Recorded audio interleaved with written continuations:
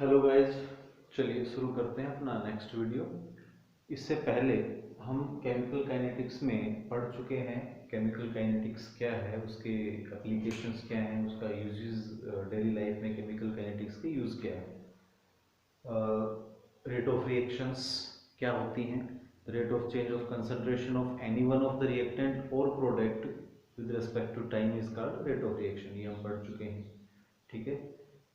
Types of rate of reactions के बारे में हम डिस्कस कर चुके हैं। Average rate of reaction, instantaneous rate of reaction या इनिशियल रेट ऑफ रिएक्शंस, उसके बारे में आपको पहले ही बता चुका हूँ। जब रेट ऑफ रिएक्शन आप कैलकुलेट करना या समझना क्या होता है, रेट ऑफ रिएक्शन को बताना आप समझ गए हैं। रिएक्टेंट के टर्म्स में भी लिख सकते हैं रेट ऑफ रिएक्शन को, और प्रोडक्ट के टर्म्स में भी हम लिख सकते हैं, किसी के भी टर्म्स में लिख सकते हैं। अब उसका यूज़ करना, यदि हमें कोई रिएक्शन गिवन है और वहाँ पे रेट ऑफ फॉर्मेशन या rate of disappearance, rate of disappear कौन होगा रिएक्शन में, रिएक्टेंट धीरे धीरे खत्म होता जाएगा। ठीक है ना।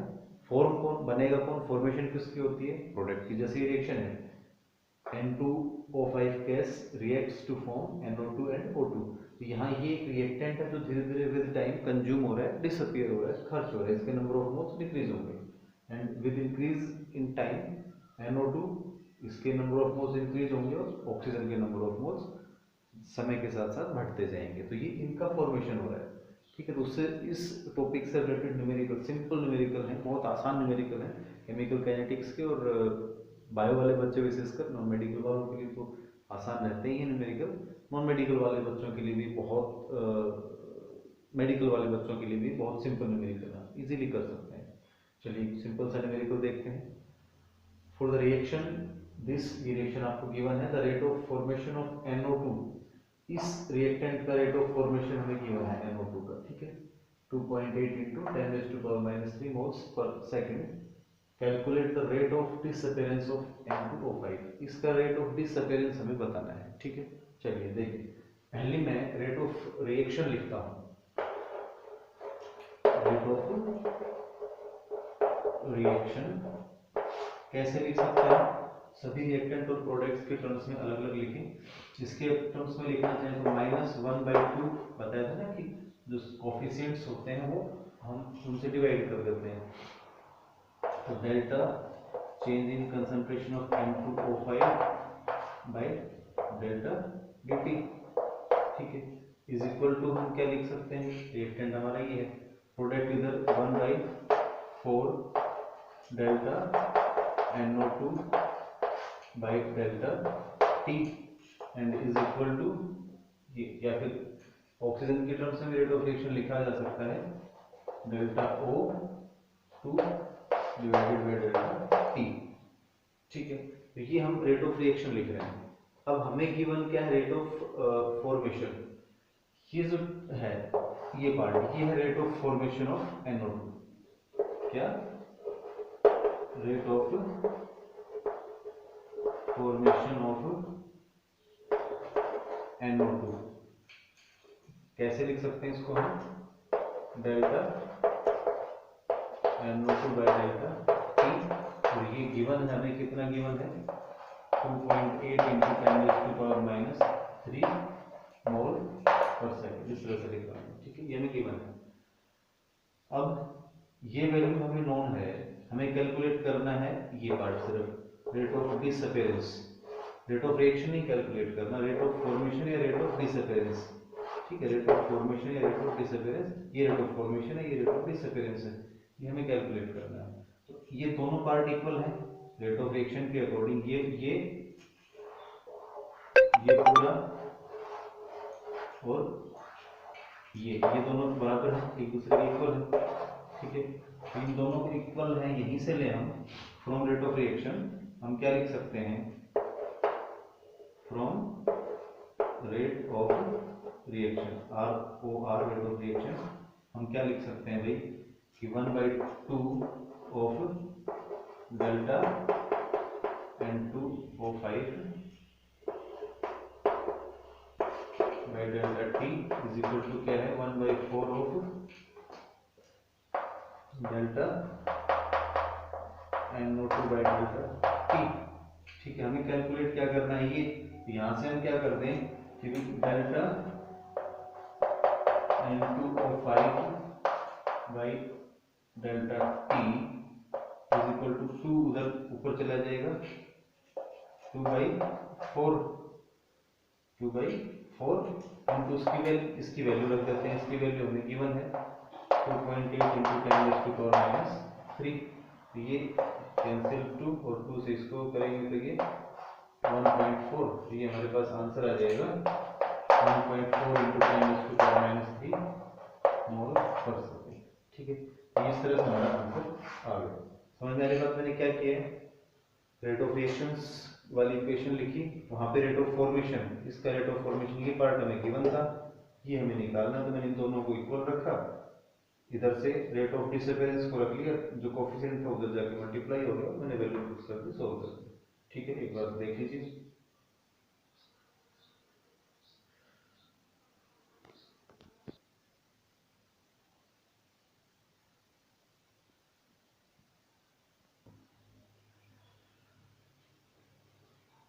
चलिए अब आगे शुरू करते हैं।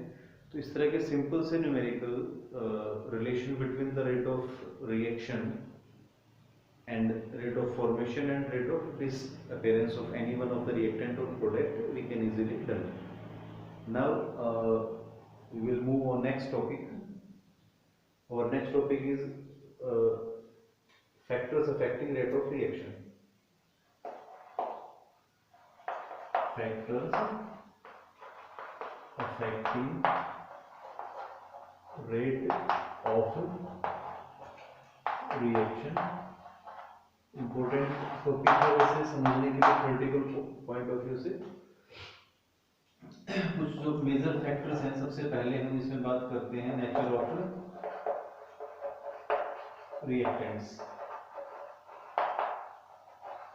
देखिए, नेचर ऑफ रिएक्टेंट्स का क्या मतलब है, किसी भी केमिकल रिएक्शन में रिएक्टेंट्स आपस में रिएक्ट करते हैं, सिंगल रिएक्टेंट डिकम्पोज हो सकता है, एक से ज्यादा प्रोडक्ट्स बना सकता है, या फिर more than one reactants combine react together to form 2 और more products, a single product. Main चीज क्या है, नेचर ऑफ रिएक्टेंट्स का मतलब क्या है और उनके नेचर से रिएक्शन की स्पीड पे, रेट पे क्या इफेक्ट पड़ता है। जब भी कोई केमिकल रिएक्शन होती है तो वहां पे कुछ बॉन्ड्स ब्रेक होते हैं। फॉर एग्जांपल मान लीजिए ए मॉलिक्यूल है, ये ब्रेक होता है, तो पहले यहाँ पे ये जो केमिकल बॉन्ड है, कोवेलेंट बॉन्ड है, वो ब्रेक होंगे। ठीक है, और उस बॉन्ड को टूटने में जो एनर्जी खर्च होती है, जिसको हम बोलते हैं बॉन्ड फिजन एंथैल्पी या बॉन्ड एंथैल्पी सिंपली हम कह देते हैं, तो ये कम है तो बॉन्ड क्विकली ब्रेक हो जाएंगे। यदि बॉन्ड एंथैल्पी ज्यादा है, इसी तरह से मान लीजिए बी के साथ रिएक्ट कर रहा है, ए प्लस बी आपस में रिएक्शन कर रहे हैं, तो बी बी के बीच के जो बॉन्ड है, बी मॉलिक्यूल के अंदर बी बी एटम्स के, वो बॉन्ड भी ब्रेक होने हैं। तो यहाँ मेन फैक्टर क्या हो गया, नेचर मीन्स उनकी बॉन्ड एंथैल्पी हम देखेंगे, तो उसके बाद फिर हमारे पास मान लीजिए ए बी उधर बनता है, तो ये जो बॉन्ड बन रहा है उस समय ये अट्रैक्शन कैसा है, ये बॉन्ड पहले वाले बॉन्ड से वीक है स्ट्रॉन्ग है, उस पर डिपेंड करेगा। ये बॉन्ड यदि वीक है तो जल्दी ब्रेक हो जाएंगे, ये स्ट्रॉन्ग बॉन्ड है तो ज्यादा एनर्जी रिलीज होती है, जल्दी बनेगा। तो कहने का मतलब ये है, हमें ध्यान रखना है कि जैसे मैं एग्जांपल भी दूं आपको, 2NO प्लस O2, इससे बनता है 2NO2। ये एक फास्ट रिएक्शन है, वेरी फास्ट रिएक्शन। दूसरी तरफ 2CO प्लस O2, इससे आपके पास 2CO2, ये एक वेरी स्लो रिएक्शन है। ठीक है, तो नेचर ऑफ रिएक्टेंट्स पे डिपेंड करेगा। यहाँ ऑक्सीजन तो दोनों में कॉमन है, लेकिन ये NO और इधर CO, पहले इनके बॉन्ड टूटते हैं आपस में, तो इसका मतलब यहाँ बॉन्ड डिसोसिएशन एंथैल्पी कम है, यहाँ बॉन्ड एंथैल्पी की वैल्यू ज्यादा है। समझ रहे मेरी बात को आप? गेटिंग?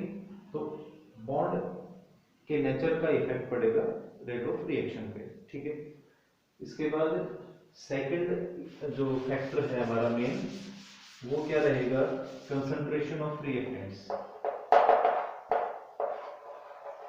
कंसंट्रेशन ऑफ रिएक्टेंट्स, ये बड़ा इंपॉर्टेंट फैक्टर है।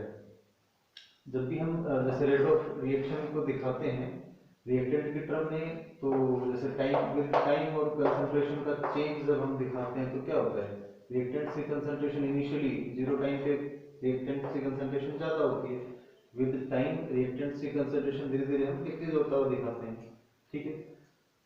तो जिस स्टार्टिंग में रेट ऑफ रिएक्शन ज़्यादा रहेगी शुरू में, क्योंकि कंसंट्रेशन ज़्यादा, किसी भी पॉइंट पे जब हम चेंज इन कंसंट्रेशन और टाइम का जब रेशियो निकालेंगे तो वो ज़्यादा आएगा कब, जब टाइम की वैल्यू कम है। जैसे जैसे टाइम बढ़ेगा वैसे वैसे रिएक्टेंट्स की कंसंट्रेशन कम होती जाएगी।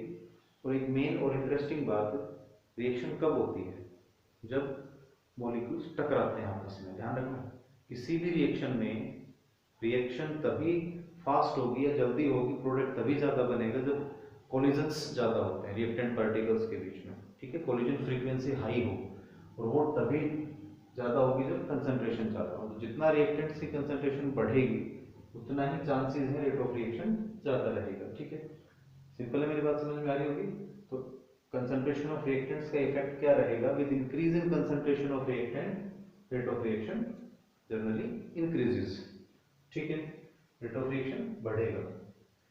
उसके बाद नेक्स्ट हम थर्ड इफेक्ट टेम्परेचर का भी दिखा सकते हैं। What is the effect of temperature on rate of reaction.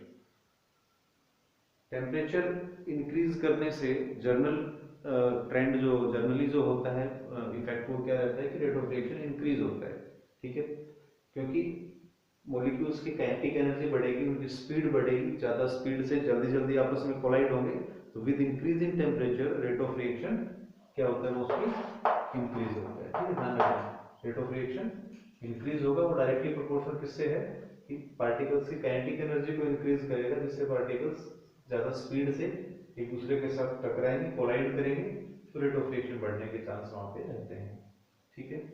Mostly यही रहता है। जो टेम्परेचर हम बढ़ाएंगे तो एनर्जी जो बाहर से हम देंगे वो एक प्रकार से एक्टिवेशन एनर्जी का काम करेगा वहाँ पे, है ना। रिएक्टेंट्स की एनर्जी, खुद की एनर्जी बढ़ेगी, उनकी काइनेटिक एनर्जी बढ़ेगी, तो ज़्यादा फास्टली और इफेक्टिवली कोलाइड करेंगे। चलिए शुरू करते हैं। अब इसके बाद नेक्स्ट जो पॉइंट है, effect of presence of catalyst. Fourth point हमारा कैटलिस्ट। कैटलिस्ट की प्रेजेंस का क्या इफेक्ट पड़ेगा रेट ऑफ रिएक्शन पे। पहली बात तो कैटलिस्ट क्या होते हैं आपको पता ही होगा वैसे तो। Catalysts are the substances which do not consume itself, मतलब खुद कंज्यूम नहीं होते हैं किसी भी केमिकल रिएक्शन में, खुद ना तो घटेगा बढ़ेगा ना उस रिएक्शन में इन्वॉल्व होगा, उसकी खुद की सेहत पे कोई इफेक्ट नहीं पड़ेगा। कैटलिस्ट जैसा था रिएक्शन से पहले वैसा ही रिएक्शन के बाद हमें वापस मिल जाता है। उनका काम सिर्फ क्या होता है, रेट ऑफ रिएक्शन को चेंज करना। कैसे करते हैं वो बताता हूँ अभी। कुछ कैटलिस्ट ऐसे होते हैं जो रेट ऑफ रिएक्शन को इंक्रीज करते हैं, तो उनको पॉजिटिव कैटलिस्ट बोलेंगे, क्या पॉजिटिव कैटलिस्ट। और कुछ ऐसे होते हैं जो रेट ऑफ रिएक्शन को डिक्रीज करते हैं, उनको हम नेगेटिव कैटलिस्ट बोलते हैं। देखिए होता क्या है, जैसे इधर हम ले एनर्जी एक्सिस और इधर में लिखा रिएक्शन कोऑर्डिनेट, रिएक्शन कोऑर्डिनेट। मान लेते हैं कि स्टार्टिंग में रिएक्टेंट्स की एनर्जी कम है, या ये है यहाँ पे रिएक्टेंट्स हैं, इस तरह से रिएक्शन शुरू होती है तो रिएक्टेंट्स की एनर्जी पहले राइज होती है, एक मिनिमम लेवल तक बढ़ेगी, उसके बाद फिर हमारे पास प्रोडक्ट आ जाता है, ठीक है। यही यहाँ रोक रहे हैं तो इसका मतलब देखिए रिएक्टेंट्स से ज़्यादा एनर्जी वाले प्रोडक्ट बनेंगे तो एंडोथर्मिक रिएक्शन है। यदि इस लाइन को मैं यहाँ तक नीचे ले आता हूँ, प्रोडक्ट हमारे यहाँ बन रहा है, तो ये फिर इसका मतलब रिएक्टेंट से कम होगी एनर्जी प्रोडक्ट की, तो एक्सोथर्मिक रिएक्शन को इंडिकेट करेगा, ध्यान रखना है, ठीक है। मान लेते हैं कि एक्सोथर्मिक केस हमारे पास कैसा एक्सोथर्मिक रिएक्शन है, ये क्या है, इसको हम थ्रेशोल्ड एनर्जी या minimum energy required to start the reaction. अब एनर्जी तो यही है रिएक्टेंट के पास, ये चाहिए इतनी रिएक्शन शुरू करने के लिए, ये जो एक्स्ट्रा एनर्जी है ये क्या होगी, हम बाहर से देंगे तो इसको हम बोलते हैं ईए एक्टिवेशन एनर्जी। क्या बोलते हैं, एक्टिवेशन एनर्जी। जितना एक्टिवेशन एनर्जी हमें ज्यादा देनी पड़ेगी उतना ही रिएक्शन, रेट ऑफ रिएक्शन कम आएगा, स्लो होगा। और ये क्या है, यहाँ पे कैटलिस्ट नहीं है ना, तो इसको हम बोलेंगे अनकैटलाइज्ड अनकैटलाइज्ड पाथ, ठीक है, रिएक्शन पाथ। कैटलिस्ट की प्रेजेंस में क्या होता है, यदि पॉजिटिव कैटलिस्ट होगा तो इस प्रकार से दिखाएंगे। अब ऊपर जाने की बजाय सिर्फ इधर से ऐसे हो जाएगा, यहाँ से ही रिएक्शन, यानी कि इस पॉइंट पे रिएक्शन शुरू हो जाएगी हमारी। तो अब हमें एक्टिवेशन एनर्जी की वैल्यू कम चाहिए, इसको हम बोल देंगे कैटलाइज्ड पाथ। समझ में आई बात? तो कैटलिस्ट सिर्फ क्या करता है, वो एक्टिवेशन एनर्जी की वैल्यू डिक्रीज कर देता है और इस तरह से रेट ऑफ रिएक्शन बढ़ा देता है। क्लियर हुआ सभी को? पॉजिटिव कैटलिस्ट जो रेट ऑफ रिएक्शन को बढ़ाते हैं, नेगेटिव कैटलिस्ट क्या होंगे, जो रेट ऑफ रिएक्शन को घटाएंगे। वो क्या करेंगे, वो एक्टिवेशन एनर्जी की वैल्यू और ज्यादा हो जाएगी, एनर्जी और ज्यादा चाहिए फिर उसके लिए, जो बिना कैटलिस्ट के चाहिए थी, इन एब्सेंस ऑफ कैटलिस्ट उससे भी ज्यादा एनर्जी चाहिए थी रिएक्शन शुरू होने के लिए, तो वो नेगेटिव कैटलिस्ट होते हैं। तो इस तरह से हम ये दिखा सकते हैं। इसमें एक और भी जो पॉइंट और दिखा सकते हैं, प्रेजेंस ऑफ लाइट। मतलब ये सिर्फ फोटोकेमिकल रिएक्शंस में ही रहेगा। कौन सी रिएक्शंस में? फोटो केमिकल रिएक्शंस में। कुछ रिएक्शंस ऐसी होती है जो सनलाइट की प्रेजेंस में ही होती हैं, लाइट की प्रेजेंस में ही हो सकती हैं। उन रिएक्शंस के लिए लाइट की प्रेजेंस जरूरी है, लाइट के एब्सेंस में वो रिएक्शंस नहीं होंगी। तो फोटोकेमिकल रिएक्शंस की स्पीड बढ़ जाएगी, इंक्रीज हो जाएगी इन प्रेजेंस ऑफ लाइट, ठीक है। तो ये हमारे फैक्टर्स हैं, nature of reactants, concentration of reactants, temperature, catalyst and light. इनका क्या क्या इफेक्ट पड़ेगा वो मैंने आप लोगों को बता दिया है, ठीक है। यहाँ तक एक बार देख लीजिए, नोट कर लीजिए।